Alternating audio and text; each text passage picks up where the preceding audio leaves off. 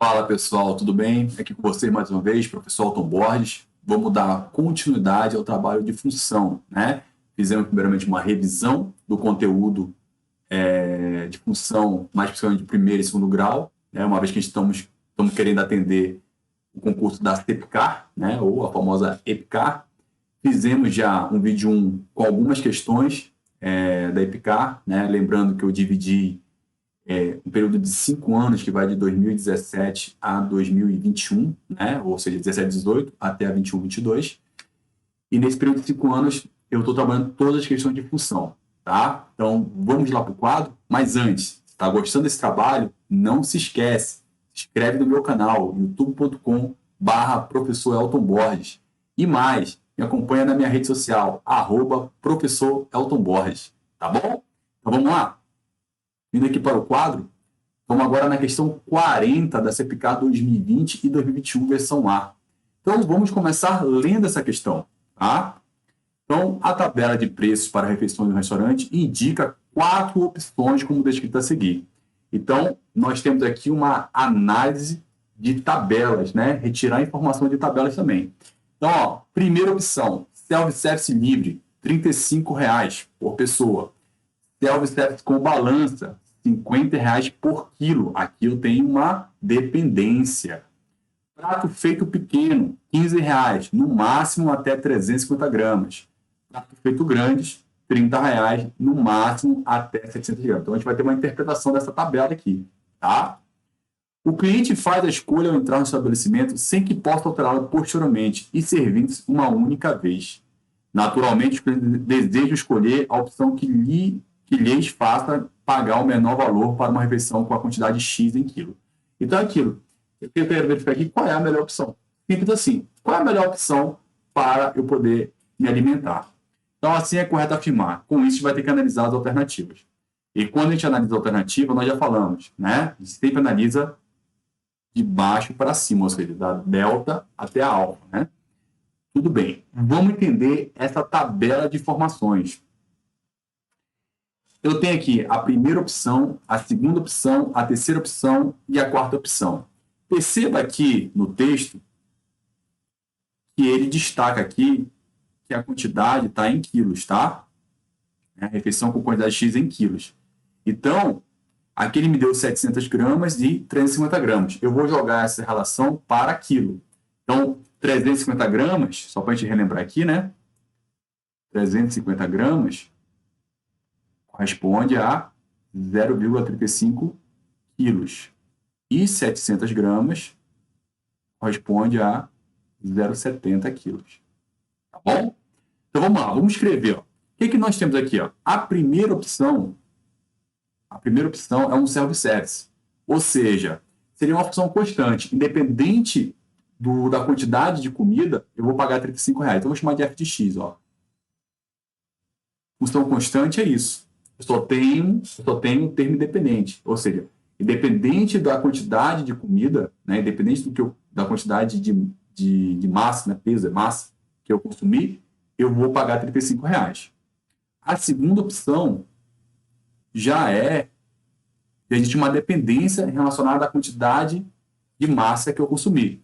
Então, é R$ 50 por quilo. Então, R$ 50 a cada quilo. Ou seja, se eu comer um quilo de comida daria R$ 50. Perceba, a gente trabalha com gramas, ou seja, com valor menor que o quilo. Isso já é interessante. A terceira e a quarta opção também são funções constantes. Ó. Então, aqui... Opa, deixa eu só melhorar aqui. Chamei de f de x também. Vou escrever g de x. Aqui eu vou chamar h de x. E aqui eu vou chamar de i de x. Ou seja, 4 funções. H de x é igual a R$ 15. E a i de x é igual a R$ 30. Só que perceba que essas funções têm um valor de domínio. A primeira é um self-service, né? Ou seja, qualquer quantidade que eu consumir. Mas a gente pode restringir isso, a gente vai brincar interessante isso aqui. Ó. Porque ó, a primeira, a terceira e a quarta opção são funções constantes. Então é fácil de enxergar, né? Eu quero aqui pagar menos, de R$ 15, mas a de R$ 15 é no máximo 350 gramas, ou seja, 0,35 quilos. Então, X vai ser de 0 Ninguém vai vazio, né? Menor que x, menor ou igual a 350 gramas, ou seja, 0,35. Eu pagaria R$ 30 no máximo 700 gramas. Mas se eu consumir a menos de 350 gramas, eu pago R$ 15. Então, o que acontece? Eu posso pagar a variação que vai de 0,35, tá? Menor que x, menor ou igual a 0,70. Só para a gente ver o entendimento de intervalo de domínio. Ou seja, vale a pena fazer o prato, o self-service, se eu consumisse aqui acima de 700 gramas, ó. X maior que 700 gramas. E agora a nossa função de dependência? A gente vai avaliar a partir de onde? A partir de zero. Ó. 0 menor que x, menor ou igual. Nesse ponto aqui, deixa eu melhorar. Na verdade, é o contrário aqui, a nossa função. A nossa função vai ser x maior que zero. Ou seja, a função de dependência aí, a massa, ela se dá a partir de qualquer peso que eu colocar. Tá? É essa avaliação que nós iremos fazer. Bom? Então, olha só. Essa questão, a melhor análise que nós fazemos nela é gráfica. A melhor análise que nós fazemos aqui é gráfica. Então, ó, eu vou puxar para cá para a gente tentar só analisar isso aqui graficamente. Então, ó, eu tenho um gráfico. Vou colocar somente o eixo positivo. Tá? Vou puxar um pouquinho mais para cá. Aqui eu tenho o eixo X e o eixo Y. O eixo X aqui, pessoal, é a massa, que está em quilograma. E o eixo Y aqui é o custo. Tá? Então, vamos lá. O que nós temos? Nós temos 3 funções constantes. Olha só. Eu tenho aqui, vamos lá, vamos destacar aqui. Ó. Eu tenho aqui até 350 gramas, 0,35. E eu tenho uma outra análise aqui que é em 0,70. Tá? Então, de 0 a 0,35, eu pago R$ 15. Vou botar aqui, ó. Opa, só um instante, pessoal. Aqui, ó. Tá? Eu pago R$ 15. Agora, de 35 a 70, eu pago 30. Vou colocar bem aqui, ó. Aqui é um esboço, tá, pessoal? Então, vamos lá. O que nós temos? Tenho essa primeira análise. Tenho a segunda análise, tá? E eu vou ter uma terceira que é o de R$ 35, né? Então, 15, 30, vou falar que 35 é bem aqui. E seria a partir daqui. Decidi colocar reta. Então, vamos lá.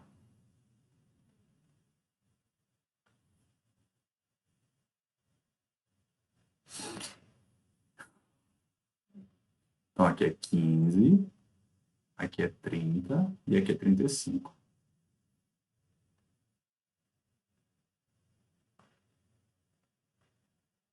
E a nossa função? A nossa função, né, depende do x aqui. Então, olha só que interessante. Para a gente entender melhor como é que ficaria o gráfico, vamos analisar nesses 2 pontos. Ou seja, em 0,35 e 0,70. Ou seja, a função g aplicado no domínio 0,35. Quanto é que ele vai ficar? Ou seja, é 50 vezes 0,35, que é 35 centésimos. Aqui eu posso brincar, eu posso cortar, vai dar 2. A metade de 35 é 17,50. E vou pensar na função aplicado no domínio 0,70, porque eu estou analisando esses 2 valores aqui de domínio, que são referências para as demais funções. Então, em 0,70, eu tenho o quê? 50 vezes 70 centésimos. Cortou, né? Deu 2, a metade de 70 é 35. O que a gente pode entender, então? Quando x for 0,35, a nossa função é 17,50. Então, está bem aqui. Eu vou falar que está bem aqui. Ó. O esboço. 17,50.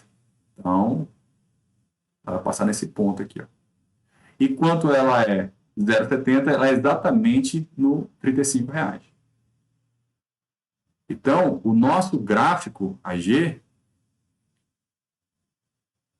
ela passa por esse ponto e passa por esse ponto. Então, ó, eu vou fazer aqui assim, ó. A gente apaga ali, que isso aqui é um esboço, tá? Então, apaga esse cara aqui.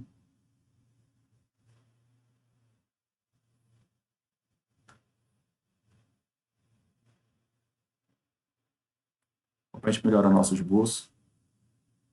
Vou apagar esse cara bem aqui também. Vou entender por quê. Para não ficar tão...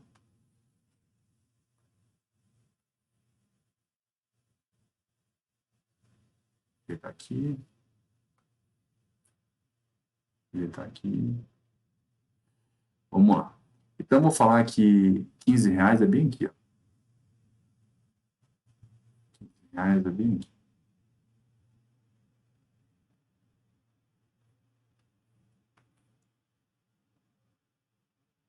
Aqui é só um esboço, tá, turma? Enfatizando. Então, aqui é 15. E o 17,5 vai ser exatamente no ponto aqui, ó. 350 gramas deu 17,50. Então, teria isso aqui no nosso esboço, tá? Eu ativar o ponto. Então, a nossa função g de x, que é a que varia, é esse gráfico em verde. Então, olha só. Só pelo gráfico, você já entende a questão, ó. Nós temos que, quando você analisa um certo ponto,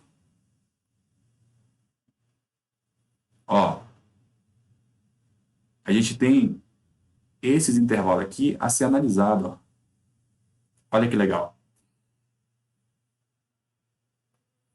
O que acontece? Ó? Antes de analisar as alternativas lá, o prato feito pequeno, né, que é o menor de 350 gramas, ele só me interessa, só interessante aqui, ó, nesse pequeno intervalo aqui, ó, que eu não sei qual é o valor aqui, até 350 gramas, ó. Ele é interessante, tá? Deixa eu ver como você vê. Tá? Mas abaixo desse valor que eu não sei qual é de domínio, o meu prato por quilo é mais interessante. Tá bom? Deixa eu ver o que aconteceu ali. Aqui, ó. Vamos voltar aqui. Tem uns bugzinhos aqui, faz parte. Então, de novo. Então, desse valor que eu desconheço, né? Então, de 0 até esse valor, o meu prato por quilo é mais válido.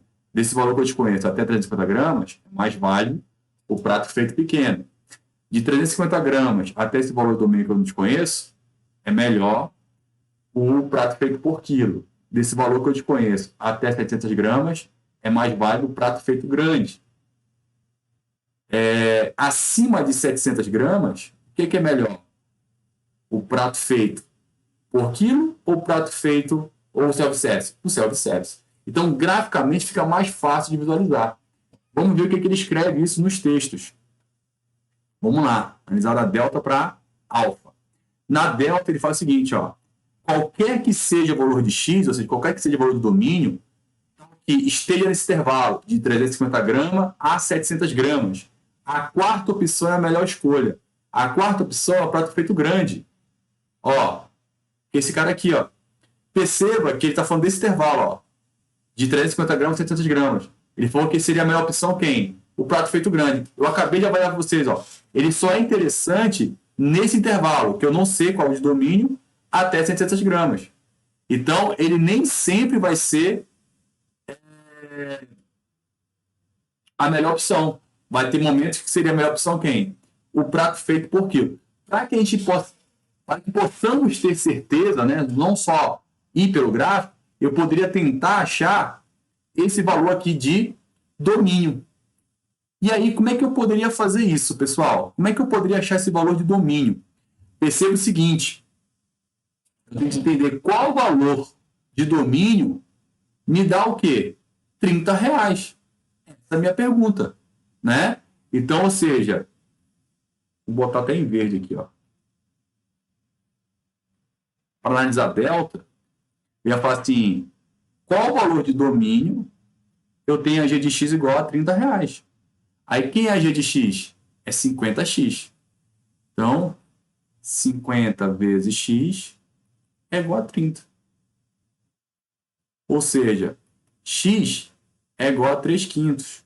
Ou, uma fração equivalente para fazer de cabeça é 3 décimos, que isso aqui vai dar 0,6 ou 0,60. Ou seja, exatamente em 600 gramas, aqui é 0,60, exatamente 600 gramas, eu consigo entender agora o intervalo. Então, ó, de 600 gramas até 700 gramas, o prato feito grande seria interessante.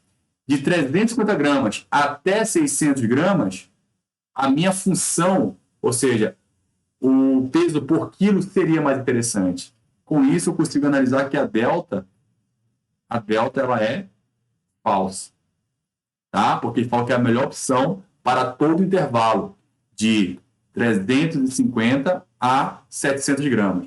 Agora vamos analisar a Chai. Se x for maior que 700 gramas, né? A primeira opção é a melhor escolha. Nesse caso aqui já tinha acabado a questão, porque esse ponto aqui eu já tinha afirmado para vocês, né? Então, acima de 700 gramas, realmente, o self-service vai ser a melhor opção, porque o prato feito por quilo vai ser sempre mais caro, né? Só exatamente no ponto 700 gramas que seria, tanto faz o self-service quanto o prato feito por quilo. Por isso que é acima de 700 gramas. O que, é que ele fala lá? Acima, ó, x maior. Então, acima de 700 gramas, a primeira opção é o self-service. Resposta, bravo, verdadeira. Então, a resposta seria, não, desculpa, chai. Né? Então, a chai aí é a verdadeira, seria a opção. Acabaria já meu exercício, tá? Mas vamos analisar os demais. A segunda opção é o prato feito por quilo. É a melhor escolha para todo x menor que 350 gramas. Olha só. Tem esse valor de domínio aqui, ó. Aqui, ó, bravo. Analisando a bravo. Mesmo questão da delta, ó. Para analisar esse domínio, fala assim, qual é o valor de domínio cuja imagem seja 15? Então, faz a g de x igual a 15. Então, 50x é igual a 15. Basta fazer essa continha aí, né? Então, aqui eu posso diminuir por 5. Simplificar por 5 dá 10, por 5 dá 3. Ou seja, x é igual a 3 décimos. Que é igual a 0,3, que é 300 gramas, né? Então, exatamente em 300 gramas, né? Eu tenho aí esse valor. Então, vamos lá. De 300 gramas até 350 gramas, seria a melhor opção o prato feito pequeno. E menor que 300 gramas, aí sim, a comida por peso seria a melhor opção. E o que ele falou? Que seria a melhor opção a por peso para qualquer valor de domínio menor que 350 gramas. Então, é falso. Tá? Bem avaliado. E a primeira opção é exatamente, né? Em 0,29, ou seja, em 290 gramas, a melhor opção é a terceira, que é o prato feito pequeno. Já deu para avaliar aqui, ó. Não é, ó. 290 gramas é um valor menor que 300 gramas. Então, menor que 300 gramas, qualquer massa, qualquer quantidade que eu coloque no prato, seria a melhor opção o prato feito por peso, não o self-serve pequeno. E ele está falando que seria o self-serve pequeno, que é a terceira opção. Então, é falso. Então, a alfa, brava, Charlie, delta, todos foram avaliados. E a resposta correta seria a Charlie, né? Que acima de 700 gramas, a primeira escolha é a melhor opção, ou seja, o self-service livre. Essa questão aqui, especificamente, eu coloquei ela no GeoGebra, tá? E olha só que legal. No GeoGebra aqui, em tela cheia, a gente tem, ó. Então, abaixo de 300 gramas, ó, né? A melhor opção é o prato feito por quilo. Prato feito, não, desculpa. Prato por quilo, né? De 300 gramas a 350 gramas seria o self-service pequeno. Tá? De 350 gramas a 600 gramas, de novo, a melhor opção seria o prato feito por quilo. Prato feito, não, desculpa. Prato por quilo. De 600 gramas a 700 gramas, seria o o prato feito grande. Acima de 700 gramas seria o self-service. Então, aqui a gente consegue avaliar graficamente, né, as melhores opções dentro dos intervalos de domínio, tá bom? Matamos a questão, explicamos ela agora graficamente, tá bom? Então, espero que você tenha gostado. Vamos para a próxima questão. Então, com isso, a gente matou a questão de número 40 da CPCAR 2020-2021. A próxima questão é a questão 41 da CPCAR 2020-2021, versão A. Então, vamos lá. Primeiro passo. Vamos ler a questão. Considere todos os trapézios que podem ser formados com as medidas de base maior, base menor e alturas iguais a 4C, 4 e menos 2C mais 40. Ou seja, ó, ele está me dando aqui trapézios e me deu dois lados, né, se não me engano, em função de uma variável, C, tá? Ele fala, respectivamente, uma mesma unidade de medida sobre seu número real, de modo que o trapézio existe. Então, tudo bem. A gente vai analisar tudo isso aí. Então, existe um valor de dependência aqui. E já começa a pensar em função. Existe um valor de dependência, existe uma função. As áreas dos trapézios estão em função de C, ó. Ele termina o texto, né? Aqui é fenomenal. Então, as áreas do trapézio estão em função de C. Tá? Então, está bem claro essa relação de dependência. De todos os trapézios que podem ser formados, apenas um tem a maior área. Pessoal, aqui, quando tem no texto matemático já o termo maior, o máximo, ele remete a ponto de máximo, ponto de mínimo. Lembra? Começa a fazer essa menção. Ou seja, se eu escrever a função, eu consigo pensar aqui em uma função quadrática. Até porque a gente está falando de EPK, né? E EPK restringe a função do primeiro e segundo grau. O valor de A e a unidade diária é igual a. Então, beleza. Vamos pensar aqui, primeiramente, então, no nosso trapézio. É um trapézio qualquer? Considere todos os trapézios que podem ser formados. É um trapézio qualquer, tá?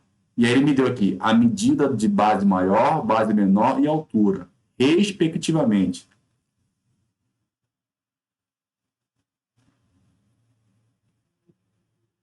Então, vamos pensar nesse trapézio, tá? Então, é um trapézio qualquer. Vamos colocar uma base aqui. Desculpa.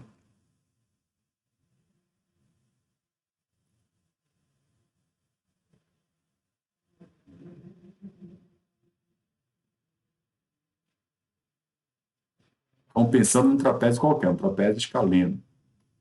Nós temos aqui o seguinte, ó. A base maior é 4C. A base menor é 4. E a altura? Vamos lá, pessoal. A altura é a distância ortogonal entre as duas bases. Então, tem esse cara aqui, ó. Chamar esse cara de altura, porque esse aqui é perpendicular, né? Então, a distância ortogonal. E aí ele falou que esse cara é menos 2C mais 40. Tá? Tranquilo? Beleza. Aí fala, em uma unidade de medida, C e tal. As áreas do trapézio estão em função de C. Então, vamos lembrar como é que nós calculamos a área de um trapézio. A área do trapézio ele é igual à soma das bases vezes a metade da altura. Então, esse aqui é o cálculo da área de um trapézio. A soma das bases vezes a metade de uma altura. Vezes a metade da sua altura. E aí está falando que as áreas do trapézio estão em função de C. Então, a área do trapézio, na verdade, é uma função... Opa! Que depende desse valorzinho C. Tá? Então, vamos escrever, então, ó. Que é a área do trapézio? A soma das bases. Então, 4 mais a base maior, 4C. Então, a soma das bases vezes a metade da altura. Que é a altura? Menos 2C mais 40. Isso aqui dividido por 2. Então, tá aqui. Vamos brincar com essa funçãozinha aqui, ó. Então, em função de C, a área em função de C vai ser... Olha só que legal. Eu posso colocar o 2 de evidência aqui, ou poderia colocar o 2 de evidência aqui. Coloca o 2 de evidência aqui, ó. Vai dar 2 mais 2C. Aqui eu tenho menos 2C mais 40. Isso tudo dividido por 2. Só para fazer isso aqui, ó, só para poder fazer a simplificação, né? Como é produto aqui no numerador, eu posso simplificar. Então, a nossa área agora, eu tenho aqui 2 mais 2C vezes menos 2C mais 40. Então, eu aplico a distributiva, né? Vou fazer esse cara vezes esse cara vezes esse. Então, vai dar 2 vezes menos 2C vai dar menos 4C. 2 vezes 40 vai dar mais 80. E agora eu faço o demais, o outro camarada, né? 2C menos 2C vai dar menos 4C quadrado. 2C mais 40 vai dar mais 80C. Então, a área, em função de C, vai ser menos 4C quadrado. Menos 4C mais 80 vai dar mais 76C mais 80. Então, está aqui a nossa função da área, né, em função de C. Tá? Então, realmente, bateu o que ele falou. Ele falou que as áreas da trapézio estão em função de C. Então, existe uma dependência. E é uma função polinomial do segundo grau, porque a função é em C e esse polinômio escrito aí é um polinômio do segundo grau. Então, é uma função polinomial do segundo grau, conhecido como função quadrática também. Nós já temos que o A é negativo. Ou seja, A negativo com cavidade voltada para baixo. Ou seja, eu tenho um ponto de máximo, tá? Ou valor de máximo. E nesse caso, o que ele pede? Valor. Por que ele pede valor, professor? Porque ele pede apenas um ter a maior área. E aí a área é a nossa função, é a nossa imagem, né? Para qual valor de C, ou seja, para qual valor de domínio, a nossa imagem aí é a área. Então, eu estou querendo o valor de máximo. Olha só que interessante. Então, olha, só para a gente escrever bonitinho aqui, ó. Daqui dá. Ó, como A, como A é igual a menos 4, ou seja, negativo, significa que a nossa função tem concavidade voltado para baixo. Então, A negativo, eu tenho ponto de máximo, que implica em valor de máximo. E valor de máximo é y do vértice. Simples assim. Então, basta eu calcular y do vértice. Y do vértice é calculado por menos delta sobre 4a, ou y do vértice é a função aplicada ao x do vértice. São essas duas saídas. Então, se eu tivesse aqui o valor do x do vértice, né? E aí, o x do vértice, eu posso calcular ele como sendo menos b sobre 2a, ou a semissoma das raízes. Então, você pode analisar qual é o caminho mais fácil. Ou o x do vértice e aplica a função aplicada ao x do vértice, né? Nesse caso aqui, ó, menos b sobre 2a era uma divisão até simples, seria 76 dividido por 8, mas é uma fração. Eu vou direto lá, sem medo, aplicar o delta aqui, né? Então, o y do vértice é menos delta sobre 4a. Mas quem é delta? b ao quadrado menos 4ac, dividido por 4 vezes o a. Então, y do vértice é só substituir valor, pessoal. Quem é o b? b é 76, né? Aqui. 76. Só deixa esse, cara. 76 ao quadrado. Menos 4, que multiplica o a, que é menos 4, que multiplica o c, que é 80. Tudo isso dividido por 4a. Então, é 4 vezes menos 4. Agora vamos brincar de fazer continha. Olha só. O aluno vai e quer fazer 76 ao quadrado. Segura a onda. Tá? Menos b, né? Olha só. Opa. Menos de fora. 76 ao quadrado eu vou deixar por enquanto. Ó. 76 ao quadrado. Porque olha só aqui. Ó. Aqui eu tenho menos com menos, mais 4 vezes 4, 16 vezes 80. Pense em 76. Por 2 dá 38. Por 2 dá 19. Né? Então, peraí, eu acho que eu pensei besteira. Por 2 dá 38. Não, dá 38 mesmo. por 2 dá 19. Então, é 4 vezes 19. Ó, beleza. 4 vezes 19, é isso mesmo. É isso que eu queria pensar. Aqui é cálculo mental que eu estou tentando brincar. Ó. E aqui embaixo vai dar menos 16. Quando você pensa que 76 ó, é 4 vezes 19, 76 ao quadrado vai ser 4 ao quadrado vezes 19 ao quadrado. E 4 ao quadrado é 16. Então, ó, eu tenho um menos de fora. Então, aqui eu tenho 16 vezes 19 ao quadrado, que é uma continha até que básica, mas algum NPK sabe decorado. Vamos lá. 19 ao quadrado vai ser 9 vezes 9, 81 vai 8. 9 com 8, 17. 9 de mais, 19. Ou seja, 1, aqui vai dar 16, vai 1, vai dar 361.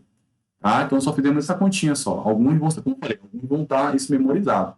Então, na verdade, 76 ao quadrado é 16 vezes 361.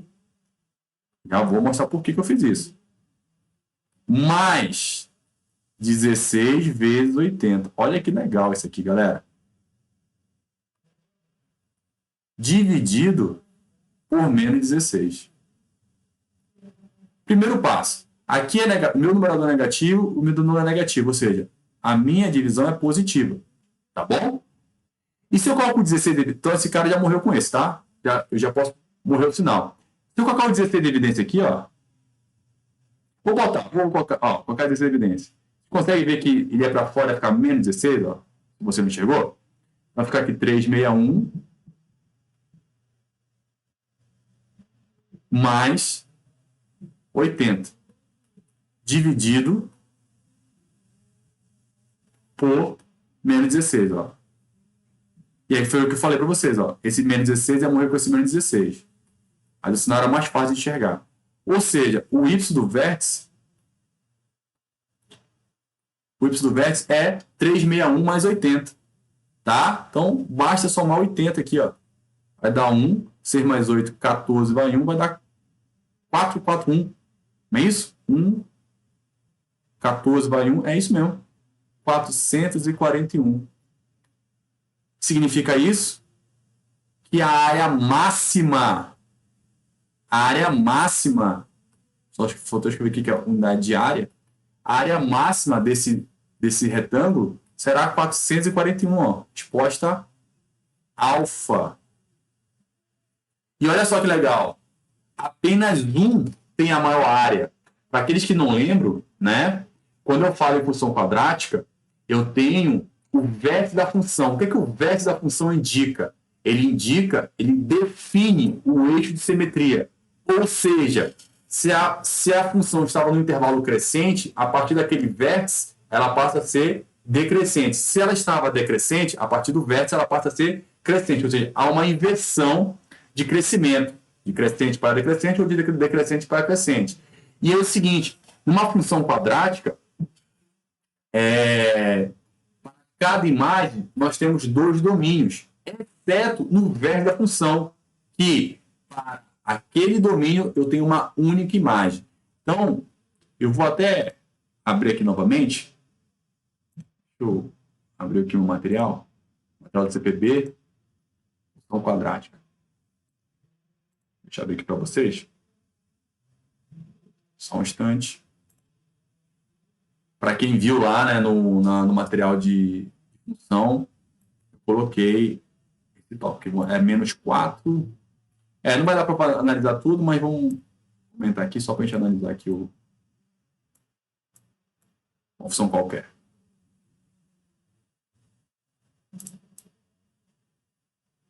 Então, olha só. Eu joguei o A negativo para que a gente tivesse aqui o ponto de máximo ou o ponto de mínimo, tá?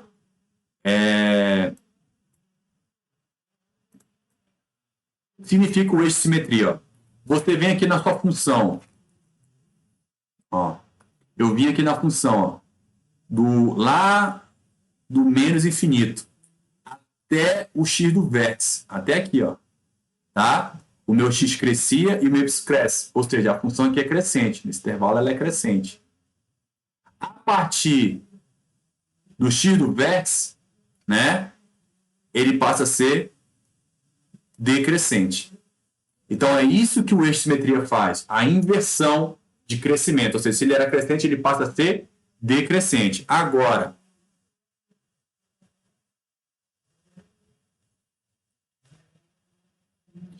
se vou colocar aqui o A positivo.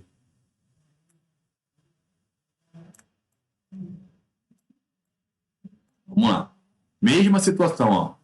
Até o x do vértice.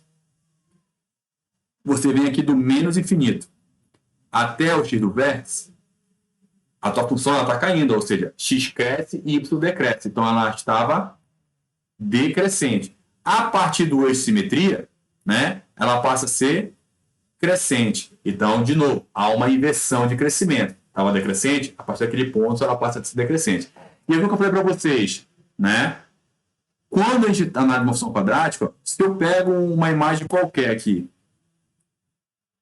pega esse cara aqui, ó, imagem. Ó, ele tem dois valores para x, ou seja, a função quadrática é isso, né? Dois valores de domínio diferentes possuem a mesma imagem, tá? Agora, quando eu vou exatamente no x do vértice, esse camarada vai ter uma única imagem, que é o y do vértice. Somente no vértice da função haverá esse ponto único, x do vértice e y do vértice. Ou seja, não haverá dois domínios diferentes para a mesma imagem no vértice da função. Então, o vértice da função é um único ponto, tá bom? Então, por isso que ele falou que um único trapézio terá a área máxima, né? Então, a gente fez com isso, a gente faz toda a análise da nossa questão. Deixa eu voltar nela aqui, tá? Então, ó, apenas um tem a maior área. Por que ele falou maior, o máximo? Porque o área é negativo, com cavidade volta para baixo, ponto de máximo, valor de máximo. E a gente fez essa análise para calcular o y do vértice. Então, achamos a função e depois calculamos o y do vértice. Então, uma questão bem interessante, bem tranquila. Espero que você tenha gostado, tá bom? E aí, vamos para a próxima questão. Então, agora vamos para a próxima questão. Agora vamos para a prova de 2021, 2022, versão A. Vamos ver aqui para o quadro. Primeira questão da prova 2021, 2022, questão de função, é a questão de número 24, tá? Então, lembrando que o nosso foco nesse vídeo é resolver as questões de funções da CEPICAR no período de 2017 até 2021, né? Lembrando que é 17, 18, assim vai, simplesmente até 21, 22. Então, agora chegamos ao bloco da 21, 22, versão A, questão 24. Então, vamos lá. Vamos ler a questão? Nos gráficos indicados a seguir, estão desenhadas duas parábolas que representam as funções reais h e g definidas pelas leis. Então, temos duas funções aqui, com a, b, c, d e f números reais e não nulos. Então, vamos primeiro, né, analisar o seguinte, ó. Quando a gente fala que uma função polinomial do segundo grau do tipo ax² mais bx mais c, esse a, b e c, que são coeficientes, é didático. Eu posso colocar qualquer letrinha aí. Então, é por isso que a gente não pode se apegar à letrinha. Então, a gente tem um coeficiente que compõe x², o coeficiente que compõe x e o termo independente. E lembrar que é uma função independente de x. Também pode alterar isso, né? Aqui, tanto h quanto a g são funções de dependência de x. Então, o meu domínio é x. Mas na h, os coeficientes são a, b e c. E na g, os coeficientes são d, e e f. A EPK ainda poderia trabalhar também aqui a questão dos sinais. Essa questão, especificamente 24, teve uma questão anterior, acho que 17 ou na 18 lá, né, que também trabalhava a mesma análise, que é a análise de coeficiente, tá bom? Então, vamos lá. Olha só que interessante. Vamos tirar aqui o que a gente pode ter.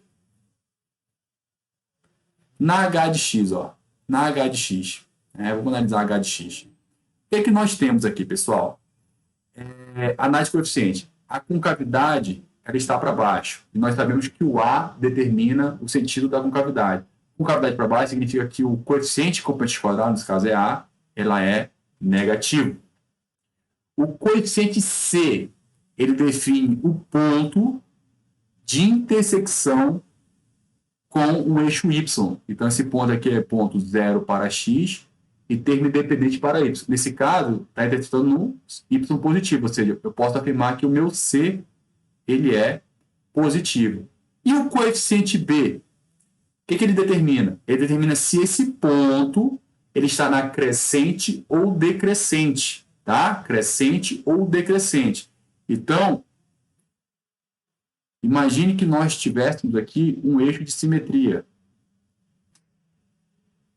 É um esboço, né? Então, imagina esse ponto aqui, ó. O eixo de simetria. Então, este ponto, ele está na decrescente, ó. X cresce, Y decresce. Se ele está na decrescente, quer dizer que B, ele é negativo, tá? O B, ele é negativo. Então, com isso, eu tenho os três coeficientes. O que mais nós podemos tirar aqui, ó? Eu tenho que o meu gráfico intercepta o eixo X em 2 pontos. Então, eu posso falar que o meu discriminante, ou delta, ele é maior que zero, tá? O que mais eu posso tirar daqui, ó? Pensando em simetria, eu tenho um y do vértice e um x do vértice. Então, o x do vértice é positivo e o y do vértice ele também é positivo. Tranquilo? Ou seja, eu consigo tirar todas as informações olhando para o gráfico. Analisando a g de x. Analisando a g de x, vamos lá. Os coeficientes agora são d, e e f.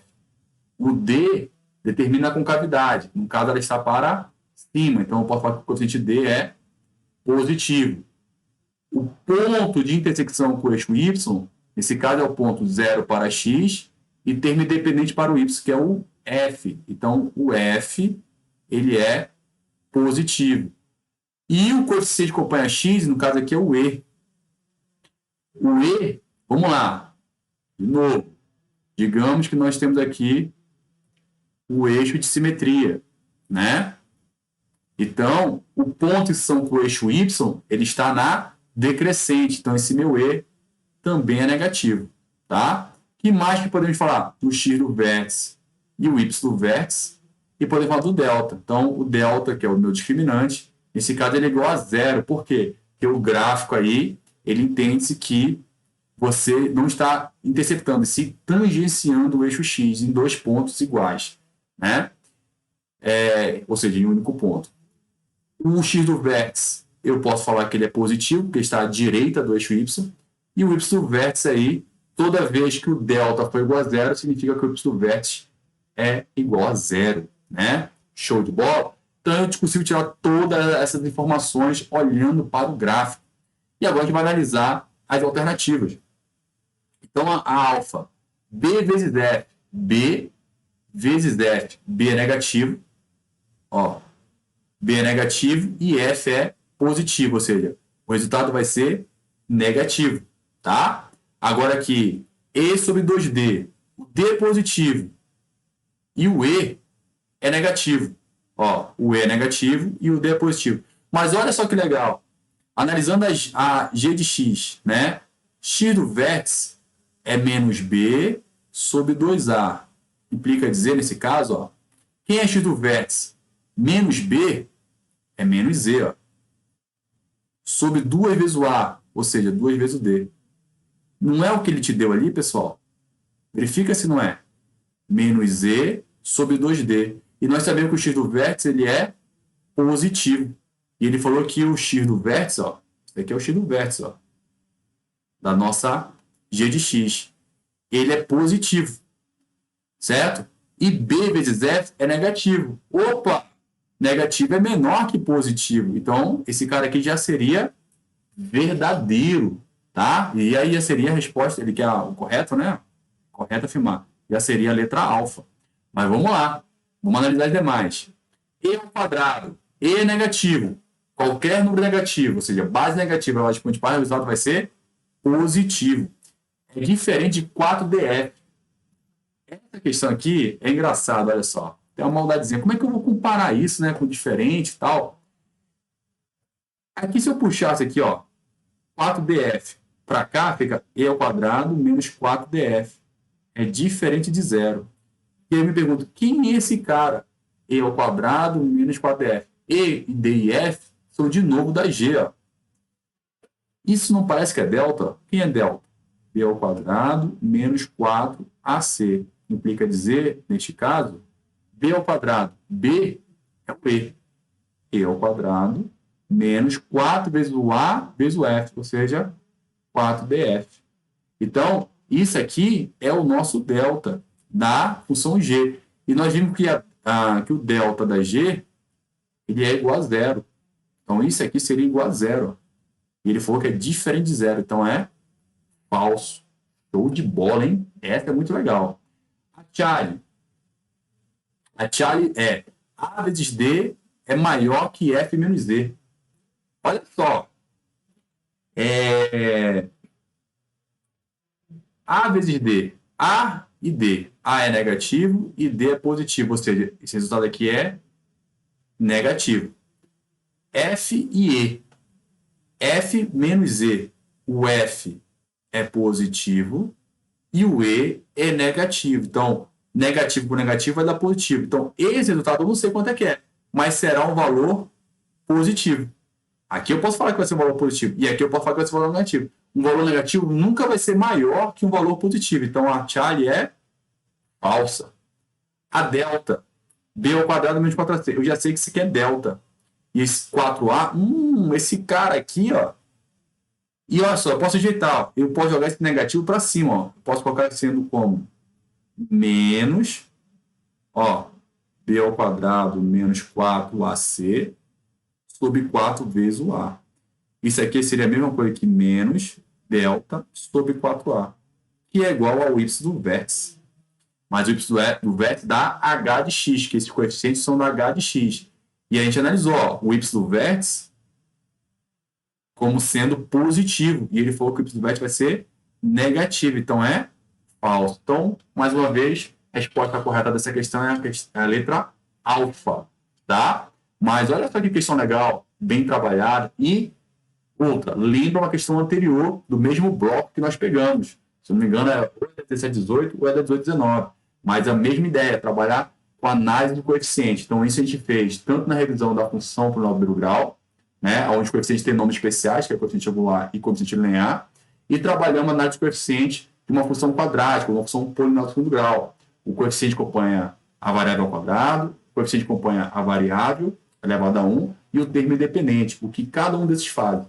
E ainda, ampliei agora aqui na questão, né, que olhando para o gráfico, nós podemos falar se o meu discriminante, ou seja, se o meu delta é maior que zero, igual a zero, menor que zero.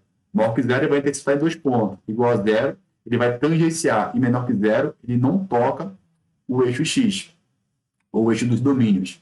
E ainda consigo olhar para o gráfico, falar sobre eixo simetria, ou seja, vértice da função, x do vértice e y do vértice. Lembrar que toda vez que o delta for igual a zero, eu posso afirmar que meu y vértice é igual a zero. Show de bola? Tranquilo? Vamos para a próxima questão? Então, analisando a próxima questão, ainda da mesma prova 2021-2022, que é a última prova que nós estamos avaliando. Essa questão 25 é muito bonita. Bastante. Então, vamos lá, vamos ler a questão. Em um exercício de aperfeiçoamento de cadência forçada brasileira, 3 aeronaves estão posicionadas como indicado na figura.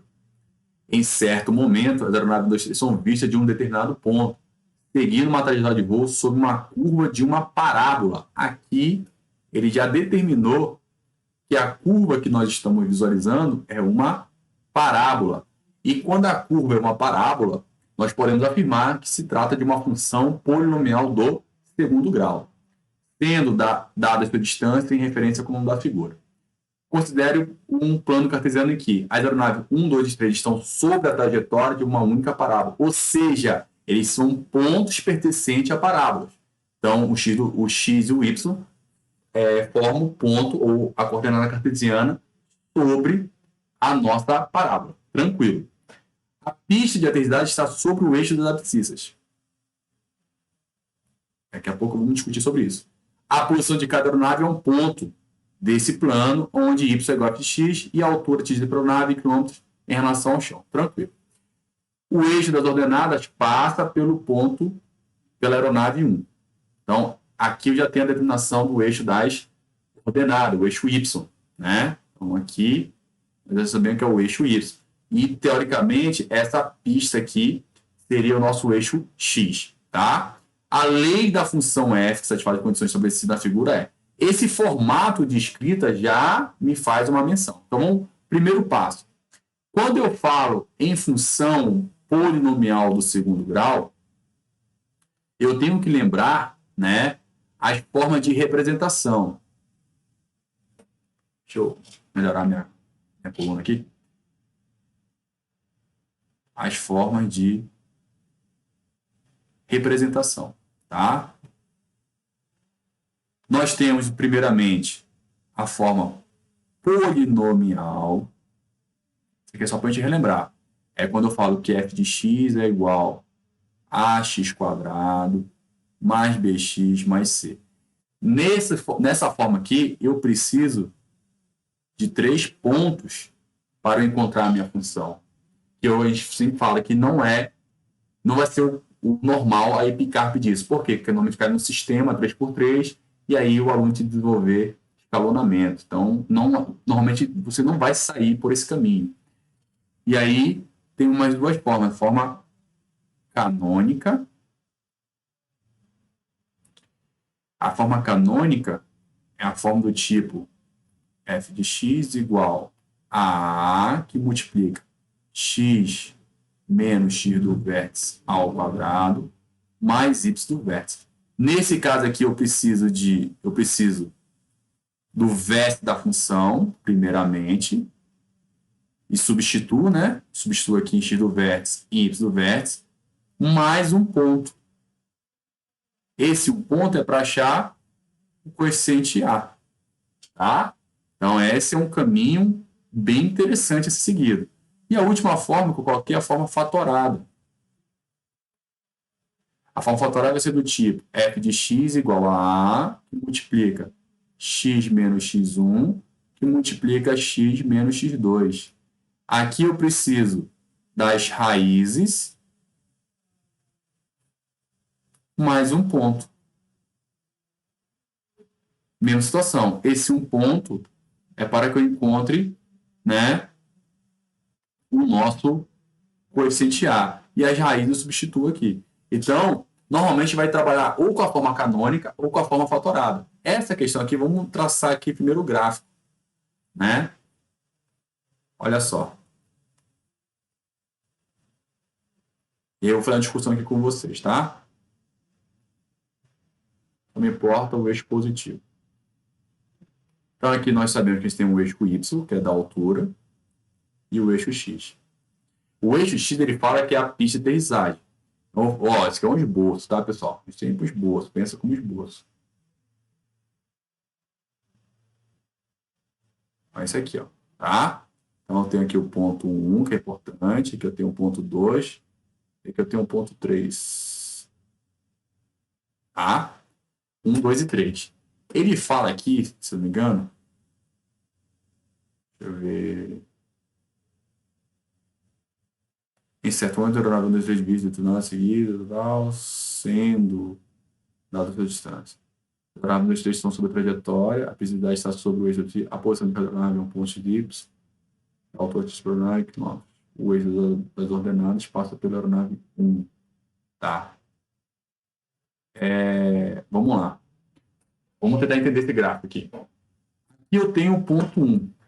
Se a gente utilizar a pista de aterrissagem aqui, porque assim, a aeronave não está tocando a pista de aterrissagem, então o correto seria esse aqui. Só que se a gente faz isso aqui, ó, olha o que acontece.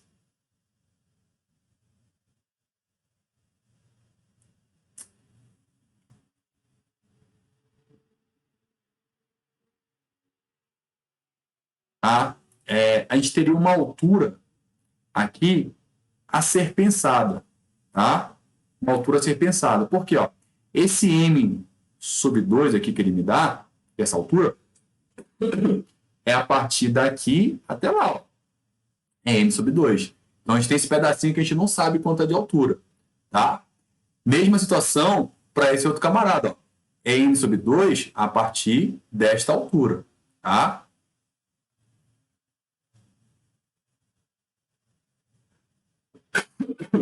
Então, nós não sabemos essa altura, mas daqui para cá nós sabemos. Eu coloquei aqui bem cá para a gente fazer uma discussão. Tá bom? Então, pessoal, como eu estava falando aqui, ó, então, se a gente fosse analisar a pista de aterrissagem aqui no eixo X, a gente teria essa altura aqui a discutir, tá? E podemos fazer com essa altura, tá? Por quê? Você consegue ver que exatamente onde a aeronave 2 está, há a mudança de sentido? Ele deveria ter colocado isso no texto. Então, a gente está se baseando pelo gráfico. Então, esse cara aqui, ó, é o vértice da função. É o x do vértice e o y do vértice, tá? Então, essa altura aqui eu posso determinar como sendo o y do vértice, tá bom? Poderia fazer isso. Mas, olha só que legal. Depois eu vou mostrar isso graficamente ali no GeoGebra. Eu posso deslocar também esse eixo X exatamente sobre o nosso ponto da aeronave, como se a aeronave estivesse no solo, tá? Para achar a nossa função. E não vai interferir, tá? Como assim, professor? Digamos, então, que o nosso gráfico, né, eu tenho o ponto 2 exatamente sobre o eixo, tá? Isso é quando acontece, né? Isso aqui quando acontece, nós teríamos o delta igual a zero. Ou seja, está tangenciando. E quando o delta é igual a zero, eu posso afirmar que o y do vértice é igual a zero, tá? Que mais que a gente tem nesse gráfico aqui, ó? Se aqui é o nosso vértice da função, percebe que eu coloquei m e m. Eu posso afirmar que aqui é o x do vértice. Então, por isso eu falo, não tem no texto, está analisando graficamente.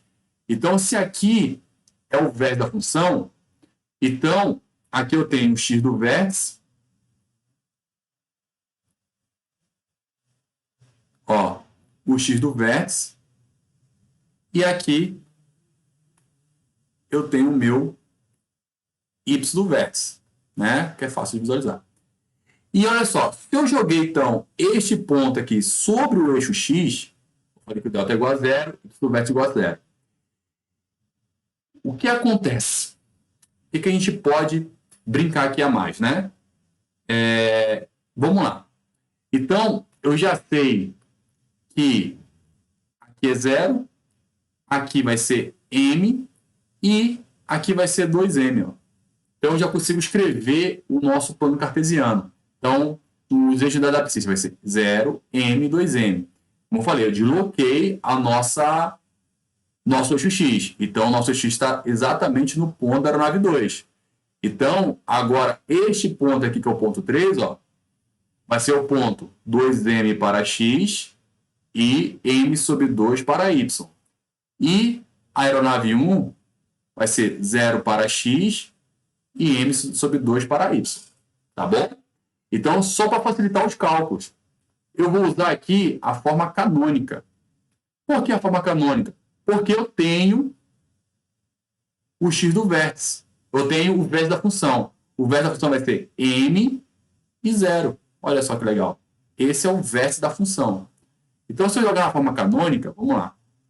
A forma canônica é o seguinte, que a função f de x é igual a que multiplica x menos x do vértice ao quadrado, mais y do vértice. Então, vamos lá. Primeiro passo, o vértice da função. O vértice da função é m e 0. Implica dizer, então, que a nossa função ficaria como sendo a que multiplica x menos x do vértice, x menos m ao quadrado, mais o y do vértice, ou seja, mais 0. Então, a função ficaria como sendo a que multiplica x menos m ao quadrado. E aí eu preciso só de mais um ponto. Escolhe 2m e m sobre 2, ou, claro, que eu vou escolher esse que é mais fácil, 0 e m sobre 2. Então, escolhendo esse ponto, 0 e m sobre 2, nós temos que a função aplicada no domínio a 0 corresponde à imagem m sobre 2. Então, aonde tem x eu coloco 0, vai ficar a que multiplica 0 menos m ao quadrado igual a m sobre 2. Olha que legal. Vou colocar a vezes m ao quadrado igual a m sobre 2. Pessoal, quem você quer achar aqui é a e não m, tá? Então, primeiro passo, nós temos que m é diferente de 0. Por quê? Porque m é a altura, né? Então, m é diferente de 0. Se m é diferente de 0, eu posso, então, simplificar aqui, mas vamos lá. Vou jogar para o outro lado. Vai ficar m sobre 2 vezes m ao quadrado. Esse cara eu posso simplificar, portanto, o a vai ser 1 sobre 2m. Olha só. O A é 1 sobre 2m. Volta na questão lá. O que ele pede? A lei de formação, né? Então, 1 sobre 2m, ó. Eu já tenho aqui, ó, a C e a D, né? A B, ela já está bem errada, né? Então, está bem falsa. Mas vamos lá, então ele quer a lei de formação. Eu achei o coeficiente A, ó. Ó, eu achei o coeficiente A. É só substituir aqui, ó. Né? Achou a nossa função. Então, o coeficiente A é 1 sobre 2m, que multiplica x menos m ao quadrado. Está aqui a nossa lei de formação. Ó. Olha que legal. Mesmo deslocando o eixo x. Ó. Vamos ver, x menos m ao quadrado. Resposta alfa. E aí o professor vai chegar a você daqui, tá? Refaça a questão utilizando essa altura. E essa altura, eu posso te afirmar, ele é o próprio índice do vértice, tá? Então, se caso você quiser usar aí, né? Se eu usasse esse deslocamento, ó, seria m mais 2 mais o y do vértice. A mesma coisa seria para esse cara aqui, m mais 2 mais y do vértice. E aqui, ó, né? Esse ponto aqui, que é o vértice da função, seria x do vértice, que a gente sabe que é m, e o y do vértice é o próprio y do vértice, que a gente não sabe quanto é o y do vértice. Substitui que você chegará na mesma resposta, tá bom? Então, questãozinha bem legal. Relembramos aqui o entendimento pleno, né, que é a forma de representação de uma função polinomial de um grau, que é a polinomial, canônica e fatorada. A polinomial precisa de 3 pontos, a canônica e a fatorada precisam de 1 ponto. Só que a canônica precisa do vértice mais 1 ponto, e a fatorada das raízes mais 1 ponto. Então, isso é bem interessante. Tá? Essa foi a questão 25 da CEPICAR 2021-2022, versão A. Temos mais uma questão, que é a questão 29, na mesma prova, 2021-2022, versão A. Essa questão é uma questão de inequação. Até mais simples, né? Vamos lá. A inequação, primeiro passo, pessoal, somente relembrar aqui. Colocar uma outra talinha aqui. Quando a gente fala em inequação, tá? Quando a gente fala em inequação,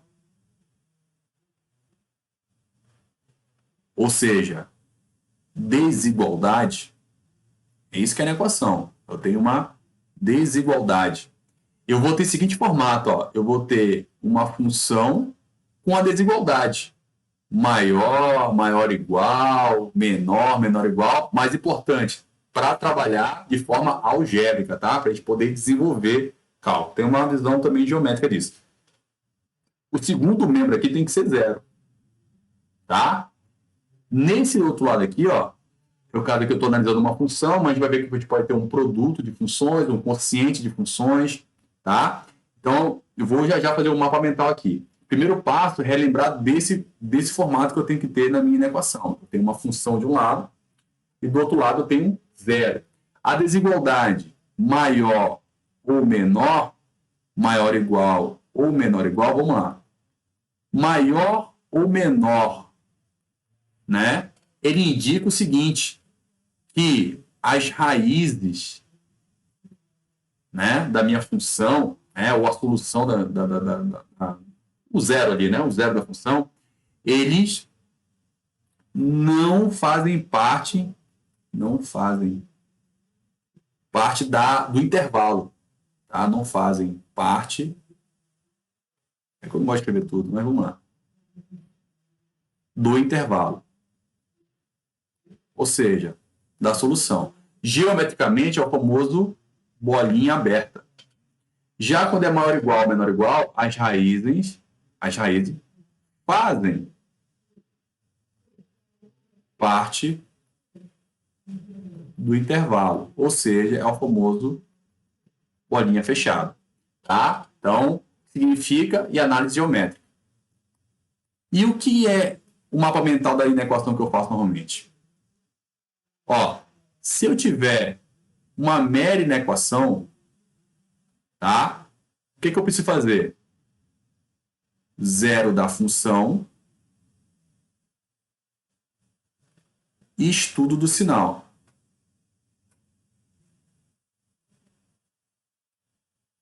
Se eu tiver uma inequação, seja ela produto ou quociente, o que eu tenho que fazer? Para cada função, eu vou ter o zero da função e o estudo do sinal. E a solução da minha equação produto-quociente, ela vai ser o quê? Ela vai ser o jogo de sinal. Jogo de sinais. Isso, algebricamente, a gente chama de varal. Geometricamente, é muito mais fácil analisar, tá? Então, quando a gente tem essa aula aqui, a gente trabalha muito bem essa questão da equação produto-quociente. E ainda eu posso ter um sistema de inequações. E aí, como é que eu resolvo? Eu resolvo cada inequação. Como assim? Se for uma mera inequação, zero da função, estudo sinal. Se for uma inequação produto-quociente, zero da função, estudo sinal e jogo de sinal. Mas o que é importante? Qual é a solução do meu sistema? A solução de um sistema sempre será a intersecção das soluções. Tá? Então, esse aqui é o mapa mental que eu utilizo para inequação ou para desigualdade. Uma mera inequação eu faço zero da função, estudo do sinal. Uma inequação produto-quociente, ou seja, ou eu tenho um produto de funções, ou eu tenho um quociente de funções. Lembrar que toda divisão é um produto. Zero da função, estudo do sinal para cada função, e a solução final vai ser o quê? O jogo de sinais. Isso tem uma visão geométrica. Na visão algébrica é o famoso varal, tá? E o sistema de inequações? Eu resolvo cada inequação e encontro a solução, o intervalo de solução para cada inequação. E a solução final, que é a solução do meu sistema, vai ser a intersecção das soluções, tá? E ali ainda coloquei ali, para a gente relembrar que uma é desigualdade, o outro lado tem que ser zero, tá? E mais, maior ou menor, significa que as raízes não fazem parte da solução, ou seja, é a famosa bolinha aberta. Maior igual, menor igual, as raízes fazem parte do intervalo da solução, ou seja, a famosa bolinha fechada. Sabendo disso, relembrando isso, vamos aqui para a questão, né? Então, ele me dá duas inequações, né? S1 e S2, são construção das equações, no caso das inequações, né? Das desigualdades. Dos valores apresentados aqui abaixo, o único que pertence, olha só, o único que pertence a S1 e S2, ou seja, que faz parte da intersecção das soluções. Tem que estar presente em um e outro, ou seja, tem que estar dentro da intersecção das soluções. Então, vamos achar a solução 1, vamos achar a solução 2. Tá? Bem simples assim. Então, vamos fazer aqui a 1.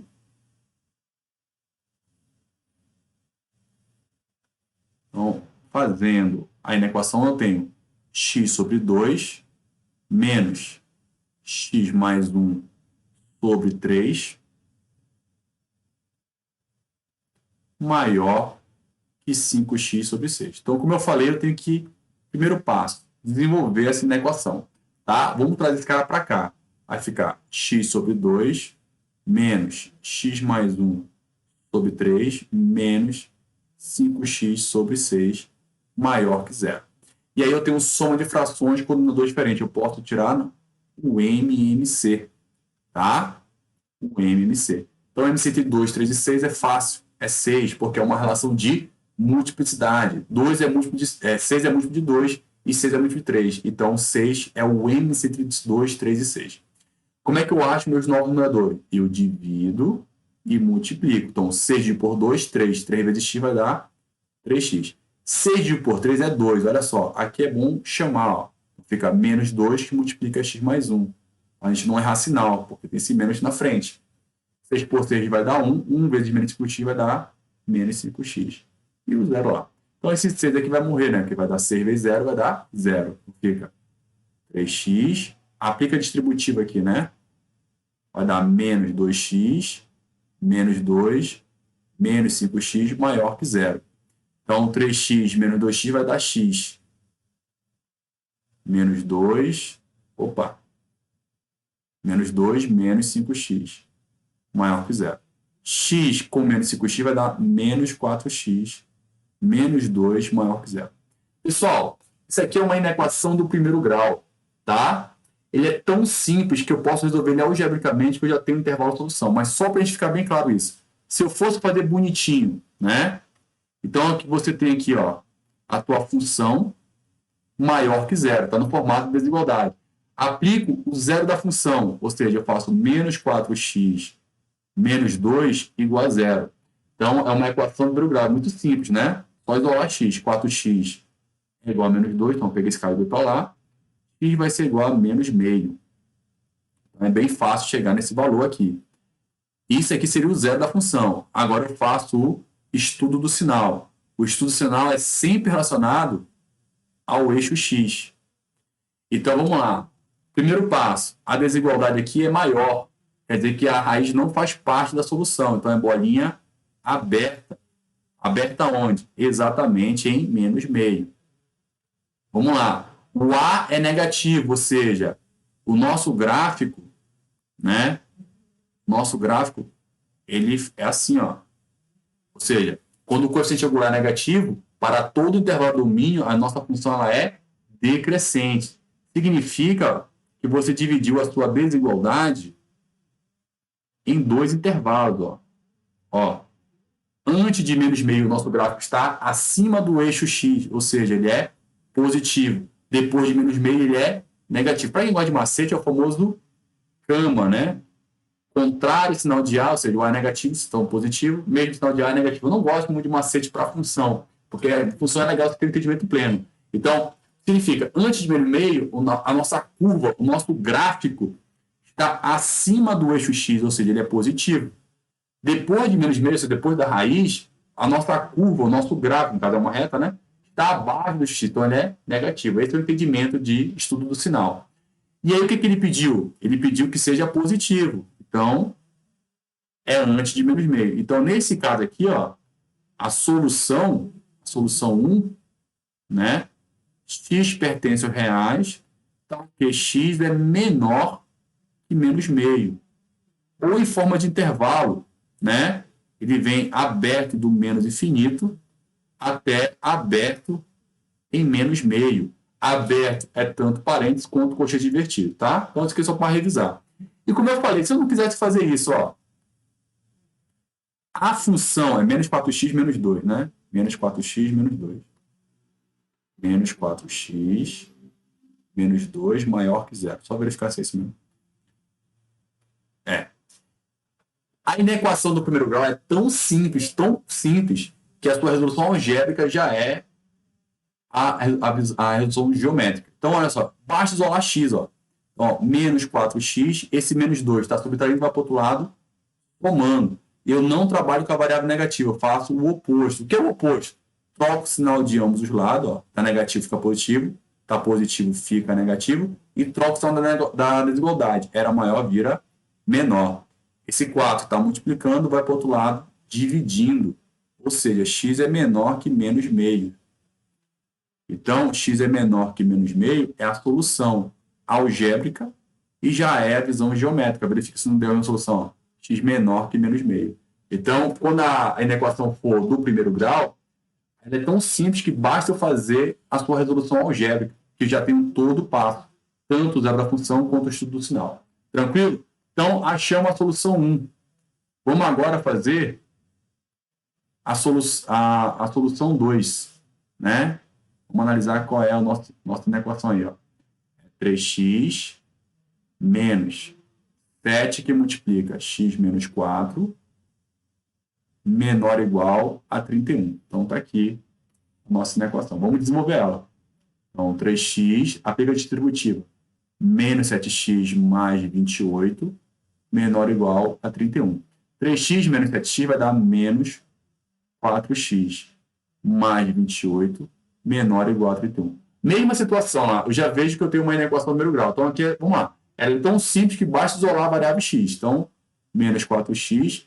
Esse 28 está somando, vai para o outro lado, subtraindo. Fica 31 menos 28. Vai dar menos 4x menor ou igual. Aqui vai dar 3.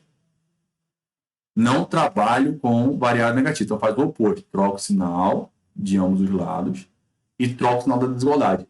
Menor ou igual virou maior ou igual. Então, x vai ser maior ou igual a menos 3 quartos.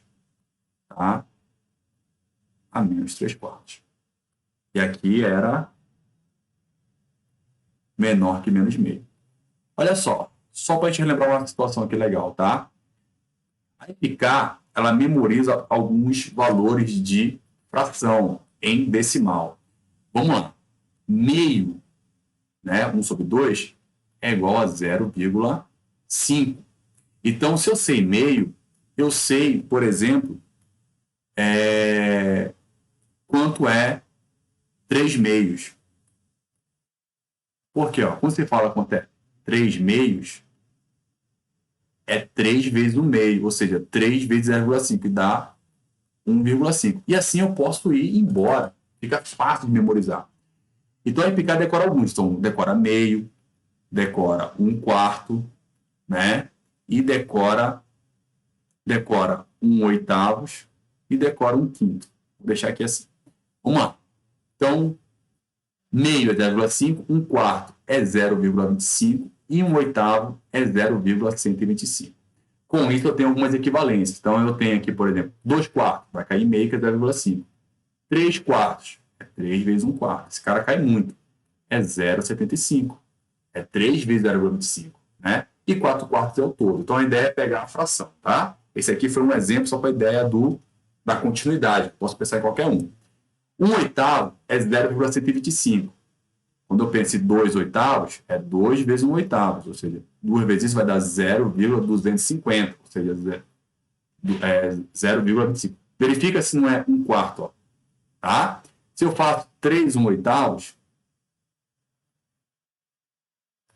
é 3 vezes isso. Ou seja, 300 com 75 vai dar 0,375. 4 1/8 vai dar meio. Né? 4 1/8 eu iria cortar, daria meio, daria 0,5. E assim eu vou embora, tá? E quero só que vocês entendam aqui, ó. 1/5 é fácil, é 0,2. Com isso eu posso brincar. 2/5, 0,4. 3/5, 3 vezes isso vai dar 0,6. E assim eu vou embora, tá? Então essas frações, o pessoal da EPICAR tem em mente, porque também existe a conversão entre fração e porcentagem. Por exemplo, 3/4, que é 0,75, nós sabemos que é 75%. 1/4, que é 0,25, nós sabemos que é 25%. Então, essas relações, elas caem muito, então é bom memorizar. Mas por que a gente está falando sobre isso? Porque uma coisa, a solução vai estar entre, né?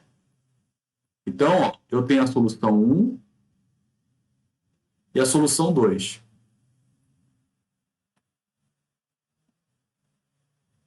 Solução 1 e a solução 2. Eu quero a intersecção.